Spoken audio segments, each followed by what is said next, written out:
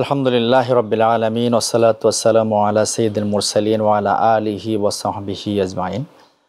কাছে ও দূরে দেশ ও প্রবাসী সম্মানিত দর্শক, যে যেখান থেকেই মাই টিভির বিশেষ আয়োজন নতুন ধরা হক্ষতা অনুষ্ঠান দেখছেন, আপনাদের সবাইকে জানা আন্তরিক মোবারকবাদ, মাহে রমজানের শুভেচ্ছা। আমরা প্রতিদিন গুরুত্বপূর্ণ কিছু বিষয় নিয়ে আপনাদের সম্মুখে উপস্থিত হই। আজকে যে বিষয়টি নিয়ে আমরা কথা বলবো, ব্যর্থ রোজা। যে রোজাটি রোজা রাখলো কিন্তু কোনো কাজে আসলো না, কেন আসলো না, এসব বিষয় নিয়ে আমরা কথা বলবো ইনশাআল্লাহ। রমজান অবারিত নেয়ামতের মাস, আল্লাহ রাব্বুল আলামিনের পক্ষ থেকে মুসলমানদের জন্য এক ফজিলতপূর্ণ মাস। এই মাসের কদর কথা ইজ্জত দেয়া সকল মুমিন মুসলিমের উপর অবশ্যই করণীয়, অবধারিত একটি বিষয়। যে রমজানের বরকত লাভ করতে পারল না, সেই ব্যক্তি অবশ্যই হতভাগা। মান হারুমা খায়রাহা ফাকাদ হারুমা। যে ব্যক্তি রমজানের মহত্ব বুঝতে পারলো না, আসলে সেই পরিত্যাজ্য হলো, সে পরিত্যাগ করলো, অথবা সে মূল্যায়ন করতে পারলো না, সে নিজেই নিজের ভুল করলো, নিজেই নিজের ক্ষতি করলো।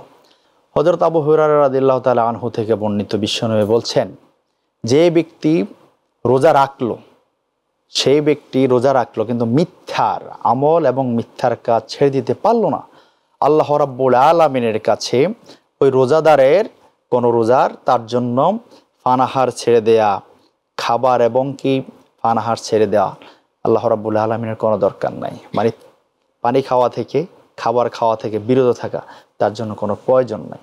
সে তো মিথ্যার আমলে ছাড়তে পারলো না, সে মিথ্যা কথা ছাড়তে পারলো না, মিথ্যা কাজ ছাড়তে পারলো না, মানুষকে ঠকানো থেকে নিজে থেকে বিরত রাখতে পারলো না, সে নিজেকে চগলখুরি থেকে মুক্ত রাখতে পারলো না, মিথ্যার কাজ সে ছাড়তে পারলো না, তার সে মাপে কম থাকা থেকে সে নিজেকে বিরত রাখতে পারলো না, মানুষ থেকে ঠকানোর কাজ থেকে সে বিরত থাকতে পারলো না।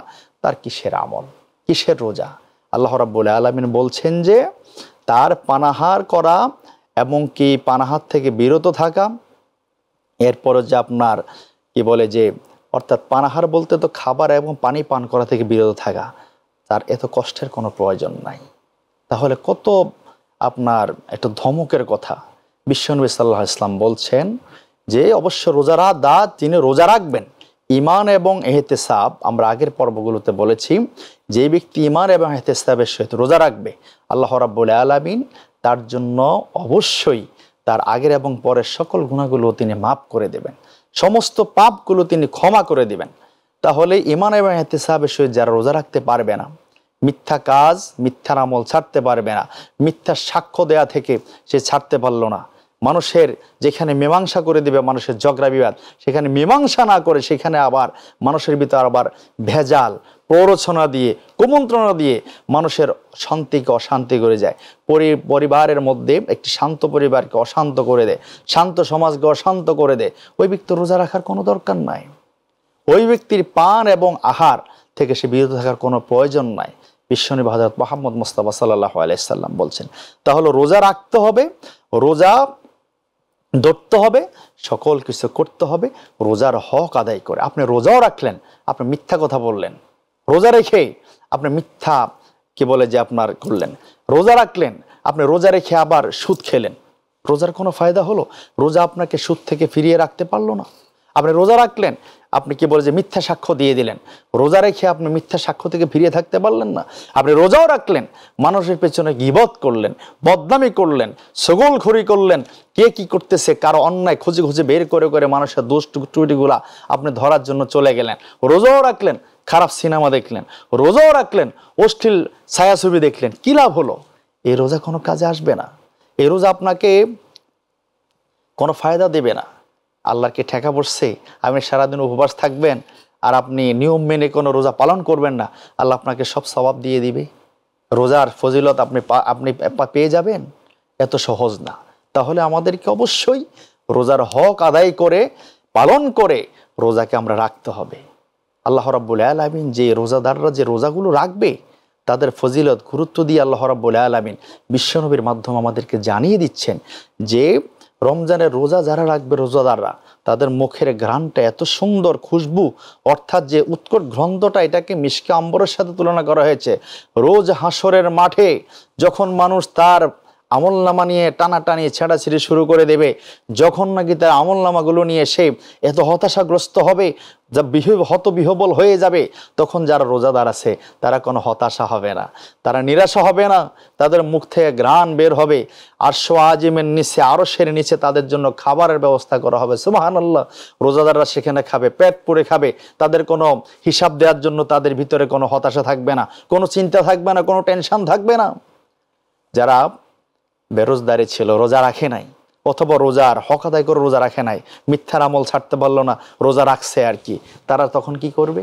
তারা আল্লাহর কাছে বলবে, হে আল্লাহ, হে মাবুদ, আমরা হিসাব দেওয়ার জন্য এত পেরেশান, কিন্তু তারা এই যে আপনি আরশের নিচে তাদেরকে খাবার দিলেন, তারা কে? তাদের এত খাবারের প্রয়োজন কি? অথবা কেন তাদেরকে খাবার দেওয়া হলো? আল্লাহ রাব্বুল আলামিনের ফেরেশতারা বলে দেবে, ও মানুষেরা, তোমরা শোনো, এই যে রোজাদার, তারা হচ্ছে রোজাদার। তোমরা দুনিয়ার মধ্যে রোজা রাখোনি, পেট পুরে খেয়েছ, তোমরা দুনিয়ার মধ্যে নামাজ পড়োনি, ঘুমিয়েছিলা, এই জন্য আজকে তোমরা ক্ষুধার্ত থাকো। রোজাদাররা আজকে রোজ হাসরের মাঠে তারা খাবে, তারা আরাম করবে। সুবহানাল্লাহি বিহামদিহি। তাহলে রোজাদারদের জন্য এমন সৌভাগ্য, সেদিন আল্লাহ রাব্বুল আলামিন হাসরের মাঠে রোজাদারদেরকে সম্মানিত করে দিবেন। আর বেরোজদারি যারা ছিল, যারা রোজা রাখে নাই দুনিয়াতে, তারা আফসোস করবে, ইয়া আল্লাহ, আমাদের কি অপরাধ, তাদেরকে খাবার দিচ্ছেন, আমাদেরকে দিচ্ছেন না কেন? ফেরেশতারা বলবে কি, তোমরা তো রোজা রাখোনি, দুনিয়ার মধ্যে তোমরা খেয়েছো, পেট পুরে খেয়েছো, এই কারণে এখানে তোমাদের খাবার পাবা না। রোজাদাররা দুনিয়া উপবাস ছিল, রোজা রেখেছে, তারা পেটের ক্ষুধায় এবং তৃষ্ণায় কাতর ছিল, এই জন্য তাদেরকে আল্লাহ রাব্বুল আলামিন খাবারের ব্যবস্থা করে দিলেন। সুবহানাল্লাহি বিহামদিহি। হযরত মাসউদ গিফারি রাদিয়াল্লাহু তাআলা আনহু থেকে বর্ণিত, তিনি বলেন, রাসূল সাল্লাল্লাহু আলাইহি সাল্লাম একদিন সবাইকে নিয়ে বসলেন। একজন সাহাবী বললেন, ইয়া রাসূলুল্লাহ, রোজাদারের জন্য কি কি আর সৌভাগ্য আছে, অথবা কি কি মর্যাদা নিয়ে আপনি আরেকটু যদি কথা বলেন, আমাদেরকে যদি একটু গুরুত্বপূর্ণ কথা বলেন, তাহলে আমরা উপকৃত হতাম। বিশ্বনবী হযরত মুহাম্মদ মুস্তাফা সাল্লাল্লাহু আলাইহি ওয়াসাল্লাম বললেন, রোজা যখন আসে তখন গিয়ে রমজানের প্রথম রজনী, রমজানের জন্য জান্নাতকে সারা বছর ধরে সাজানো হয়, গুছানো হয়। জান্নাতকে যখন পরিপাটি করা হয়, রমজানের যখন প্রথম রজনী অবতীর্ণ হতে থাকে, তখন প্রথম রজনী যখন আরম্ভ হতে থাকে, আল্লাহ রাব্বুল আলামিনের এত মৃদু জান্নাতের একটি হাওয়া বইতে থাকে। জান্নাতের এই যে পত্রগুলো, পাতাগুলো, গাছের পাতাগুলো ঝিরঝির ঝিরঝির করে বাতাসের মধ্যে ঝুলতে থাকে। সুবহানাল্লাহি বিহামদিহি। সমস্ত হুররা তাকিয়ে থাকে, ঘটনা কি, আজকে এত সুন্দর বাতাস বইছে কেন? আল্লাহ রাব্বুল আলামিন বলেন, ফেরেশতারা জানিয়ে দিতে থাকে হুরদেরকে, অন্যদেরকে, যে জান্নাতে আজকে রমজানের হাওয়া বইতে থাকলো, রমজানের প্রথম রজনী, এই কারণে হাওয়া বইতেছে। রোজাদারদের জন্য জান্নাত সাজানো হলো। আর রোজাদাররা, ইন্না ফিল জান্নাতি বাবান ইউকালু লাহু রায়্যান, রায়্যান নামক দরজা দিয়ে জান্নাতে প্রবেশ করবে। হুরদেরকে তৈরি করা হয় রোজাদারদের জন্য, রোজাদারদেরকে আনন্দ দেওয়ার জন্য, জান্নাতের মধ্যে রোজাদারদেরকে সঙ্গ দেওয়ার জন্য। সুবহানাল্লাহি বিহামদিহি। এক একজন রোজাদারের জন্য একজন দুজন নয়, যারা জান্নাতি হবে 70 জন করে হুর, অথবা অন্যান্য রায়াতে আরো বেশি থাকতে পারে, এরকম হুরদেরকে দেওয়া হবে। শুধু হুররা নয়, হুরদের পোশাকগুলো 70 আইটেম, 70টা কালারের হবে। সুবহানাল্লাহি বিহামদিহি। হুরদের জন্য যে হুররা যে খাবারগুলো তৈরি করবে জান্নাতীদের জন্য, রোজাদারদের জন্য 70 আইটেমের খাবার তৈরি করে দেওয়া হবে। এভাবে আরো বিভিন্ন বর্ণনা আছে, আরো বিভিন্ন বর্ণনা আল্লাহ রাব্বুল আলামিন বিশ্বনবীর মাধ্যমে জান্নাতের যেই ফলাফলগুলো, নাজ নিয়ামতগুলো, রোজাদারদের জন্য আরো কি কি বিষয়গুলো তিনি তৈরি করেছেন অথবা রেখেছেন, উল্লেখ করেছেন। রোজা এমন একটি বিষয়, রোজার অন্যান্য ইবাদতগুলো থেকে রোজার মর্তবা, ফজিলত অনেক অনেক বেশি। কারণ রোজাটা শুধু হচ্ছে আমরা অদৃশ্য একটি ইবাদত। আমরা নামাজ পড়তেছি, নামাজ কিন্তু মানুষ আমাদেরকে দেখতেছে। রোজার এত ফজিলত কেন? কেন আল্লাহ রাব্বুল আলামিন নিজ হাতে বলেছেন, আমরা গত পর্বগুলোতে আলোচনা করেছি, আল্লাহ রাব্বুল আলামিন নিজ হাতে রোজাদারেরকে তার পুরস্কারগুলো তিনি দিয়ে দিবেন, তিনি পুরস্কার নিজ হাতে দিবেন। কেন বলেছেন? কারণটা হলো, রমজানের রোজা রাখতে হয় চুপে চুপে। এটা শুধুমাত্র তার ব্যক্তিগত বিষয়। সালাত আদায় করবে, মানুষ দেখবে, এটাতে রিয়া থাকতে পারে, ঠিক আছে, লোক দেখতে পারে। আপনার রোজা রাখবে, কিন্তু এটা কিন্তু লোক দেখে না। বিষয়টা হলো, চুপি চুপি যদি ঘরের ভিতর যে খাবার খেয়ে তোয়ালিয়া দিয়ে, টিস্যু দিয়ে ভালো করে যদি মুখটাকে মুছে চলে আসে, তাহলে কেউ বুঝতেও পারবে না, মনে হবে যে সে সবচেয়ে বড় রোজাদার। কিন্তু সে খাবার খেয়ে আসলো, মাথায় টুপি পরে পরে হাঁটতেছে। আর ইফতারের সময় যারা রোজাদার নয়, রোজা রাখে নাই, ইফতারের জন্য সে সবচেয়ে বেশি পেরেশান থাকে ইফতার খাওয়ার জন্য। ঠিক আছে, তাহলে ধরার কোনো উপায় নাই। এই কারণে আপনি হজ করেন, মানুষে দেখতেছে, হাদি সাহেব ডাকবে। তেমনি নামাজ পড়তেছে, তাহাজ্জুদ পড়তেছে, মানুষদেরকে দেখানো যায়। আপনি দান খয়রাত করতেছেন, এটাও মানুষে দেখে।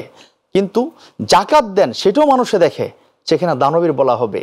কিন্তু রোজাটা হচ্ছে এমন একেবারে আত্মকেন্দ্রিক, একেবারে আপনার নিবৃত একটা, আপনার মানুষদেরকে যে না দেখাইয়া পালন করার মতো বিষয়। এমন আছে মানুষ বুঝবে যে আপনি রোজাদার, আসলে কিন্তু আপনি রোজা রাখলেন না, রোজা ভেঙে ফেললেন, রোজা ছেড়ে দিলেন। এই কারণে আল্লাহ রাব্বুল আলামিন রোজার এত মর্যাদা, এত এত ফজিলত তিনি দিয়ে দিয়েছেন। রমজানের রোজাগুলোর এত মর্যাদা, এত ফজিলত। তাহলে আমরা রমজানের হক আদায় করব, রোজার হক আদায় করব।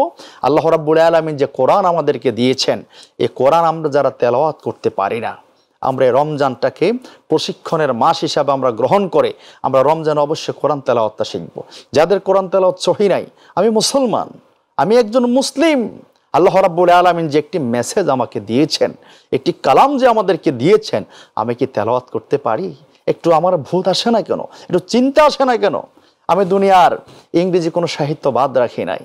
আমি ফিজিক্স, কেমিস্ট্রি, বায়োলজি থেকে শুরু করে বড় বড় হার্ট সব বইগুলো আমি শেষ করে ফেললাম, সকল গবেষণা আমি করতে পারলাম, সকল কিছু করলাম আমি, কিন্তু আল্লাহর কালামটা আমি পড়তে পারলাম না, আল্লাহর কোরআনটা আমি পড়তে পারলাম না। আমি মুসলমান পরিচয় দিই কিভাবে? আল্লাহর কিতাবটা আমি শুদ্ধ সহি করে পড়তে পারি না। এর মতো বদনসিব, এর মতো দুঃখ, এর মতো কি বলে যে আপনার হতাশা আর কিছু হওয়ার কথা না। আমাদের কি সে চিন্তা আসে? আসুন আমরা এই চিন্তাটা আমাদের মধ্যে লালন করি। যাদের কোরআন তেলাওয়াত শুদ্ধ আছে, আমরা একজন হুজুর রেখে অথবা ভালো একজন ভাইকে দেখে যিনি কোরআন তেলাওয়াত ভালো পারেন, আমরা ওনার কাছে একটু তালিম নিই। তালিমুল কোরআনে আমরা একটু বসি, একটা সময় আমরা নির্দিষ্ট করে নিই, রাতে হোক, দিনে হোক, অথবা যে কোনো মুহূর্তে হোক, আমরা কোরআন তেলাওয়াতের জন্য, কোরআন শেখার জন্য একটু করে ঘন্টা, একটা ঘন্টা করে আমরা ব্যয় করি, একটা ঘন্টা ব্যয় করি। আর সওয়াব তো অনেক বেশি, অবারিত সওয়াব আল্লাহ দিয়ে দিবেন। আর কোরআনটা শিখে হয়ে গেল। আর আমরা যারা পড়তে পারি, যারা বছরের অন্য সময় আমরা পড়তে পারি না, নিজেদেরকে ব্যস্ত রাখি, আজকে আসুন না আমরা আজকে সিদ্ধান্তটা গ্রহণ করি। রমজানের যে বাকি দিনগুলো আছে, গোটা একটা মাস রয়ে গেছে, আমরা প্রতিদিন একটা ঘন্টা করে করে আমরা কোরআনকে তেলাওয়াত করি, কোরআন অর্থগুলা পড়ি। কোরআনের তেলাওয়াতের পাশাপাশি, অর্থের পাশাপাশি আমরা কোরআনের যেই ব্যাখ্যাগুলো আছে, তাফসিরগুলো আছে, আমরা যেন পড়তে পারি, আমাদের দিকে যেন আমরা হৃদয়ঙ্গম করতে পারি, সে অনুযায়ী যেন আমরা নিজেদেরকে আমরা সাজাতে পারি, কোরআনের রঙে সাজাতে পারি নিজেরা। শুধু আমরা না, আমাদের ফ্যামিলিতে যারা ফ্যামিলির সদস্যরা আছে, সবাইকে নিয়ে আমরা কোরআন চর্চা করি, সবাইকে আমরা ঢেলে সাজাই পরিবারগুলোকে। যাদের ঘরে কোরআন শরীফ নাই, আছে কোনো মুসলমানের ঘরে কোরআন শরীফ থাকবে না, এটা বিশ্বাস করার মতো না। শুধুমাত্র কোরআন শরীফগুলো কখন আমরা বের করি? কোরআন শরীফগুলো কেউ মারা গেলে আমরা তখন বের করি, এক একটার উপরে ভালো পড়ে থাকে 1 ইঞ্চি, আধা ইঞ্চির মতো। আসুন আমরা আজকে শপথ গ্রহণ করি, বাকি দিনগুলোতে আমরা যেন কোরআন তেলাওয়াতটা শিখতে পারি। রমজানের এই যে রোজাগুলো যেন ইমানে ইহতিসাবের সহিত রাখতে পারি। আমার রোজাগুলো যেন আপনার ব্যর্থ রোজা যাতে পর্যবেসিত না হয়ে যায়। আল্লাহ রাব্বুল আলামিন আমাদের সবাইকে তৌফিক দান করুন। ওমা তৌফিকি ইল্লা বিল্লাহ। আসসালামু আলাইকুম ওয়া রাহমাতুল্লাহি ওয়া বারাকাতুহু।